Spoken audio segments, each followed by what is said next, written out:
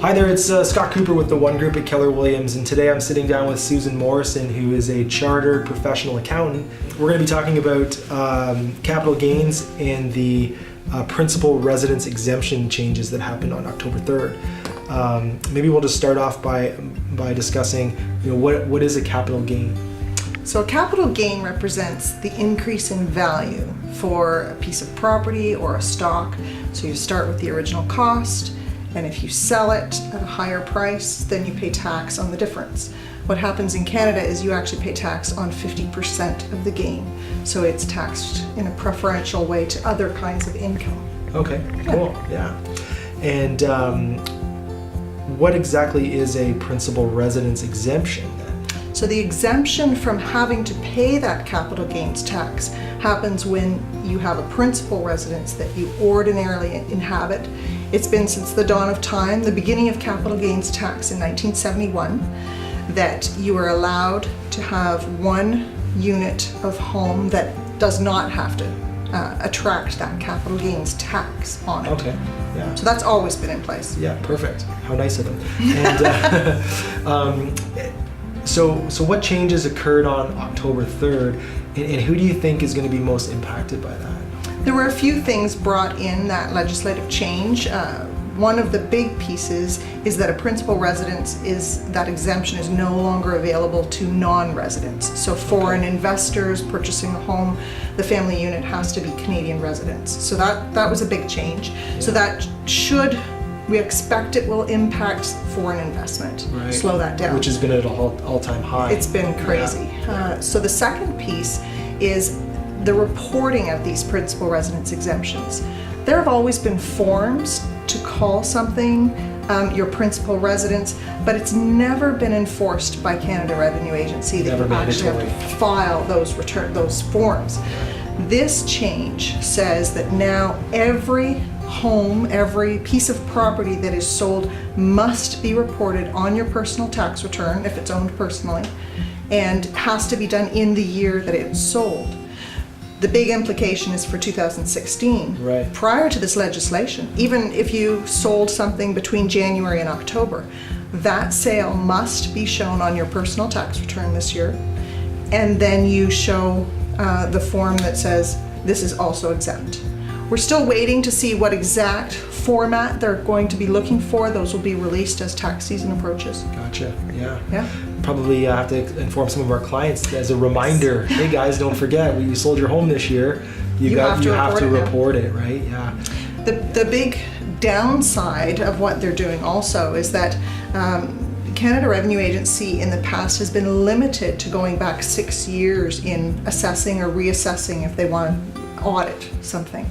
If you don't file the sale of a house, a principal residence, whether it was just by accident or on purpose, it opens the door for them to leave those tax returns open to reassessment forever. Wow. So there's it's a small little piece of the legislation, but it carries a big impact going forward. You better know what you're doing, or it could cost you a lot of money.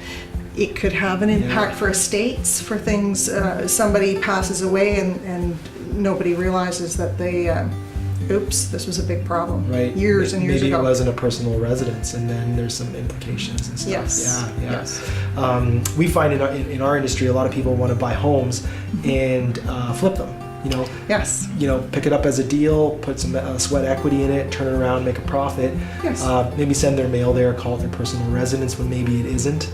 A lot of people want to try to do that maybe once or twice within a year. And do you think those people are gonna get caught now? That is the understanding. Is that's what Canada Revenue Agency is after. There will be a lot more audits on whether or not a property actually qualifies as your principal residence. Right. So flipping a house within the inside of a year, 1 or 2, that will attract enough attention to say, this is flipping, which they refer to as an adventure in the nature of trade. Right. It's not going to qualify as an exempt property. Right.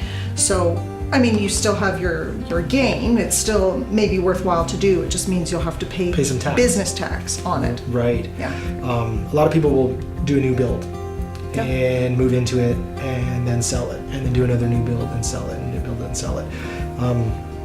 I guess the government's looking at that as it's now becoming a business rather than your personal residence. That's exactly what they're looking at. Yeah, Yes. yeah. And then the other folks that I'm thinking about that it might impact are those who run a small business out of their home, or maybe have an in-law apartment that they've been collecting revenues on for years and claiming on their income tax.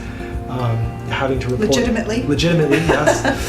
Having to report that differently now could cause them a different approach potentially, or Well, what happens is, as long as you don't claim more than 49% of your expenses for business use of home or rental, okay, then you can still retain that property as your principal residence. Okay. So it doesn't jeopardize that exemption just by renting out some of Gotcha. it. But if you have a house where you use a third of it and you rent out 2/3 of it, if you claim 2/3 of those expenses, then they're saying primarily that property is rental. It's not Right. primarily your principal residence. so for the people that are really pushing the envelope on those claims, Yes. they're going to feel it. That becomes potentially. problematic. Yeah, gotcha. Yeah. Okay, great. So how about those people that do their own income tax? I mean, how are they going to be aware of these changes potentially, or do you think there's an opportunity for them to have a problem here? The issue is you can easily go through a year and not file that you sold a property, and nobody will be the wiser until down the road when it gets looked at, and then your return is open to scrutiny.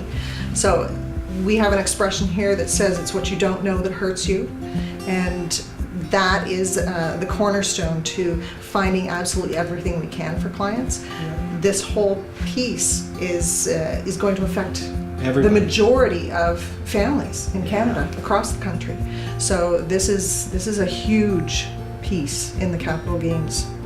It's a complicated thing that people need to get the right advice on, and by talking to an industry professional, someone who's been at it for a number of years and knows exactly all the ins and outs and is passionate about helping their clients like Susan is, if you wanted to get more information on this, I encourage you to reach out to Susan. You can connect with her through her website at MORRISONCPA.CA.